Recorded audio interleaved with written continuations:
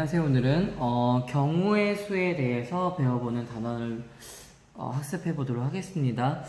지금 보시면요, 이제 실질적으로는 중학교 2학년 때 여러분 다 배우셨어요. 사실은 거의 중2 때. 뭘 배우셨냐면 이때 뭐 사건이란 개념도 배우고요. 그 다음에 뭐 합의 법칙, 그 다음에 뭐 고배 법칙까지 다 하셨을 거예요.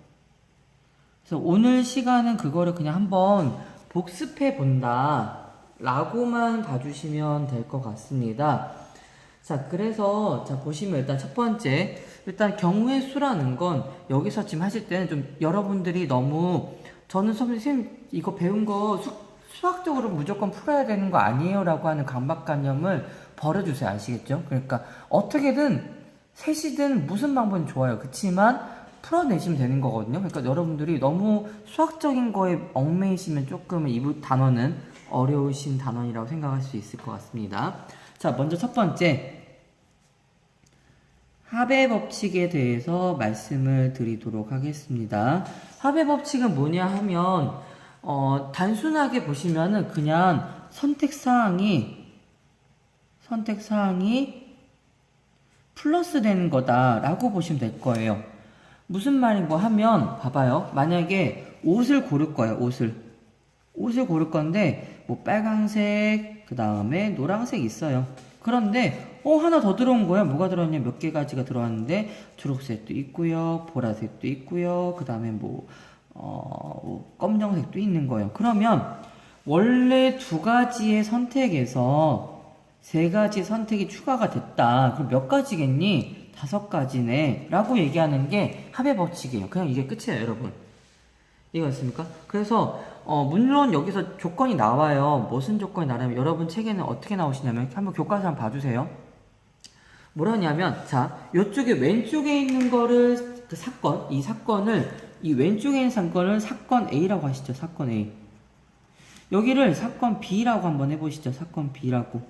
그러면 실제로 생각을 해봅시다. 만약에 이 사건이 두 개가 겹쳐서 일어나면 어떻게 될까요? 만약에 이쪽에서 이쪽에도 만약에 뭐 노, 여기도 노, 검은색 이렇게 있으면 실제 이거는 노란색이 두 번 체크가 되니까 두 개를 그냥 더한 게 아니게 되잖아요.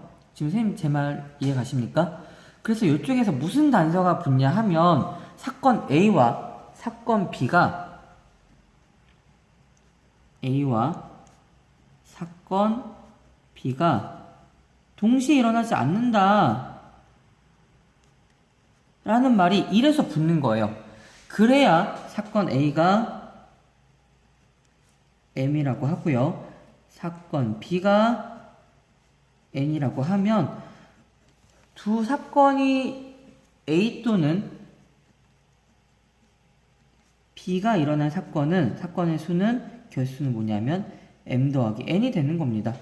뭐 실제로 이거는 그냥 생각해 보시면 자연스러우신 거여가지고요, 그렇게 어렵게 보지 않으셔도 될 것 같습니다. 자, 그 다음에 이제 두 번째로 배우신 게 뭐냐면 이제 고배 법칙이라는 걸 배우셨을 거거든요. 고배 법칙 한번 설명을 드리도록 할게요.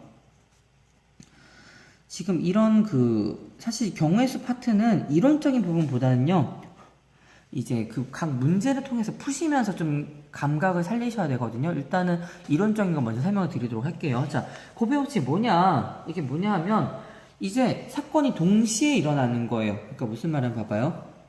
이래서 제일 기본적으로 얘기하는 거 이런 거죠. 이래서 뭐 학교에서 여러분 뭐 자주 가는 것 중에 뭐 이래서 뭐 운동장을 간다. 운동장. 그다음에 또 어디 가냐면 집을 가요. 근데 저희 학교는 특이해서 뭐 이렇게 앞으로 가는 경우도 있고요, 그 다음에 삥 둘러가도 되는 거예요.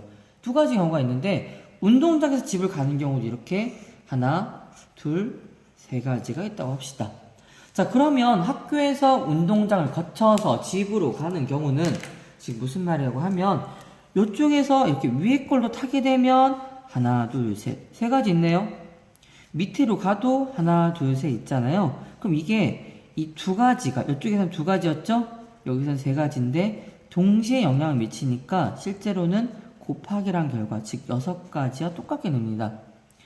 물론 이걸 선택으로 보시면은 하나 선택하면 3가지, 이걸 선택했을 때 3가지, 3가지가 2개 있으니까 2 곱하기 3이다 해석하셔도 되겠는데요.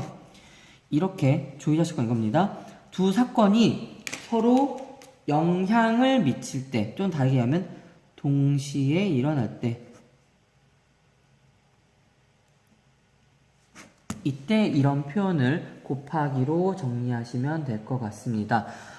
조금 교과서에 있는 표현을 좀 살려서 표현 드리도록 할게요. 자, 보시면은 예를 들어서 자, 앞에 있는 사건을 사건 A라고 하겠습니다. 뒤에 있는 사건을 사건 B라고 한번 하자고요.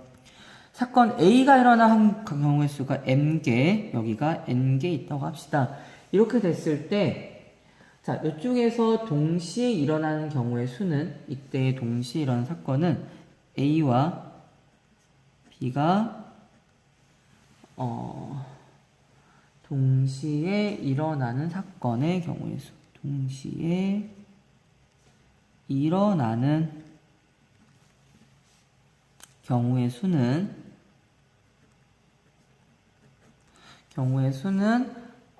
이쪽에서는 이게 일어났을 때 결정하는 게 n가지 되니까 m 곱하기 n이 된다고요. 이렇게 여기까지. 자, 그래서 지금 이 말이 조금 어려우시면 제가 그냥 말씀을 드릴게요. 자, 어떤 예를 좀 들어보려고 하냐면요, 예를 한번 보시면 이렇게 그냥 그림을 좀 이해해 주세요. 사람이 이렇게 있다고 하시죠. 사람이 있는데 티셔츠가 있을 거고요, 바지를 입는다고 합시다. 바지를. 자, 그러면 티셔츠가 알록달록 색이 이쁘네요. 어떤 게 있었냐면 여기에 빨간색, 노란색 티셔츠가 있고요. 바지는 초록색, 검정색, 그 다음에 흰색 바지가 있다고 합시다. 자, 그러면 빨간색 티셔츠를 입었을 때 이걸 선택하는 게 영향을 미치죠? 무슨 말이냐면 빨간색하고 초록색 입는 거랑 노란색하고 초록색 입는 거랑 다르잖아요. 이게 영향이 있다는 거예요. 동시에 일어난다는 게 그런 의미가 되겠습니다. 시간적인 동시가 아니에요, 여러분. 자, 그래서 이때는 그러면 이쪽에 있는 경우 수가 2가지, 여기 있는 경우 수가 3가지, 따라서 6가지네요 라고 답하면 되겠습니다. 네, 이렇게 경우의 수 문제를 확인할 거고요.